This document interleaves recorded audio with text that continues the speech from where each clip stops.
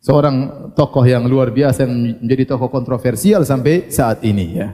Kita ingin tahu siapa sebenarnya beliau ini, Syekhul Islam Ibn Taimiyah rahimahullahu taala. Yang jelas beliau lahir pada tahun 661 dan wafat pada tahun 728 ya. Rahimahullahu taala. Beliau namanya adalah Ahmad bin Abdul Halim bin Abdissalam ya, dan seterusnya sampai pada bin Abdullah ibn Taimiyah Al-Harrani.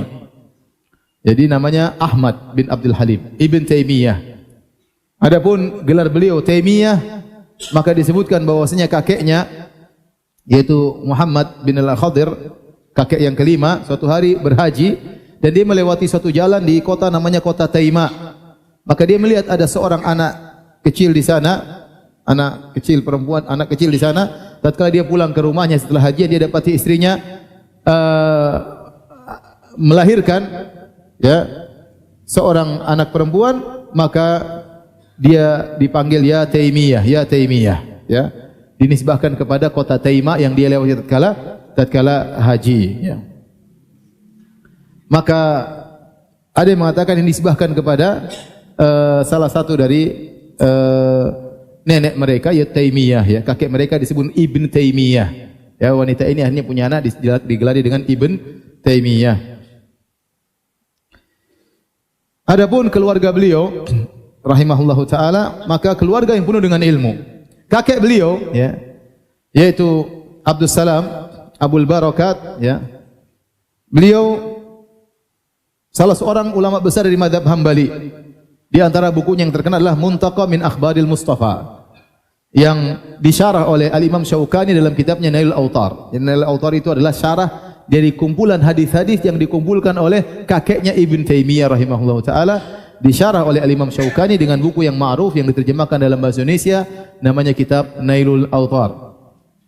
Demikian juga bapak beliau Abdul Halim ya, setelah kakek Ibn Taimiyah meninggal, maka dia pun yang mengajar, melakukan program ajar mengajar ya dari ulama mazhab Hambali. Baru kemudian Syekhul Islam Ibn Taimiyah rahimahullahu taala. Adapun Ibn Taimiyah rahimahullahu taala ya, maka guru beliau sangat banyak. Di antaranya bapak beliau, dan disebutkan bahwasanya guru beliau lebih dari 200 guru. Lebih dari 200 apa? Guru. Yaitu beliau belajar luar biasa, guru ini sampai lebih dari 200 guru. Adapun murid-murid beliau, maka sangat banyak yang terkenal. Di antara murid-murid beliau adalah Al-Hafiz Yusuf bin Abdurrahman Al-Mizzi. Al-Mizzi ini adalah ahli hadis, penulis kitab Tahdhibul Kamal. Tahdhibul Kamal. Kemudian disusun kembali oleh Ibnu Hajar Al-Asqalani dalam Tahdhibut Tahdhib. Kemudian Tahdhibut Tahdhib diringkas lagi oleh Ibnu Hajar dalam Takribut Tahdhib. Ini buku tentang para perawi Kutubus Sittah. Kalau antum ingin tahu perawi ini dalam Sahih Bukhari, fulan ingin tahu, lihat buku ini. Dalam Sunan Tirmizi ada an fulan, ada rawinya ente ingin tahu, kembali kepada kitab Tahdhibul Kamal yang kemudian diringkas oleh Ibnu Hajar Al-Asqalani sampai menjadi Takribut Tahdhib.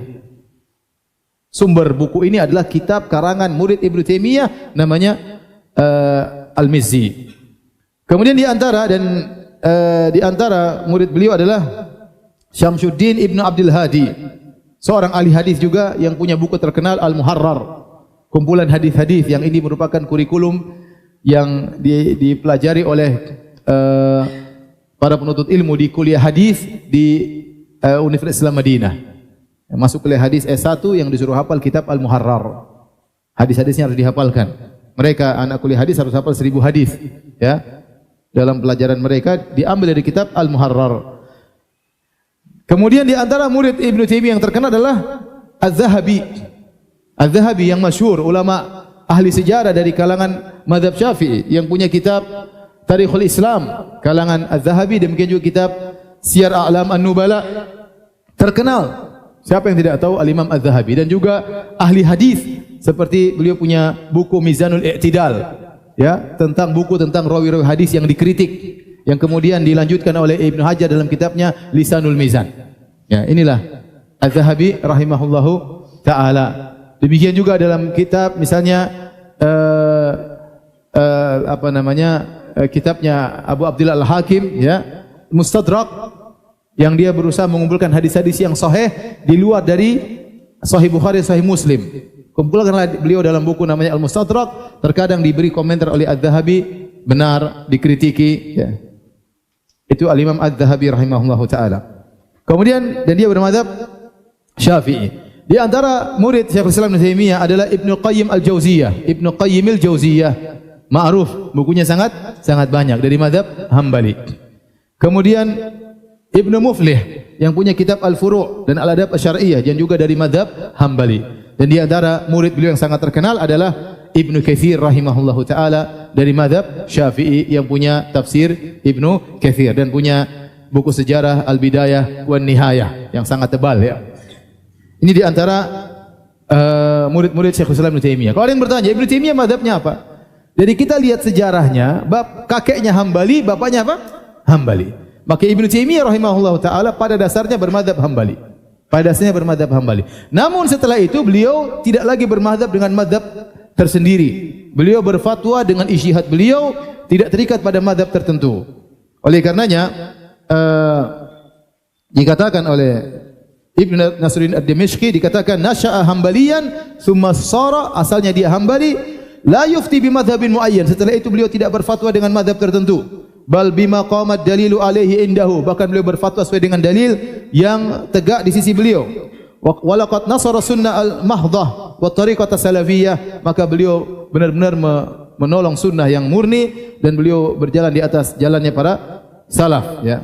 Oleh karenanya kalau dikatakan Ibnu Taimiyah bermadzhab Hambali, kita bilang iya, asalnya bermadzhab Hambali, tapi dalam banyak fatwanya beliau tidak terikat dengan madzhab apa? Hambali. Terkadang beliau merajihkan pendapat madzhab Syafi'i, terkadang beliau merajihkan madzhab Hanafi berdasarkan dalil yang kuat pada beliau. Tapi awalnya beliau belajar dengan madzhab Hambali. Dan ini cara belajar yang terbaik. Seorang cara belajar yang terbaik kalau dia punya ilmu yang waktu yang luas dan kecerdasan yang luas, kesempatan untuk belajar yang banyak, seharusnya dia belajar dengan mazhab terlebih dahulu. Setelah itu baru kemudian dia silakan berijtihad. Setelah itu yang penting dia menguasai mazhab tertentu terlebih dahulu, baru kemudian dia membandingkan mazhab yang satu dengan mazhab yang lain.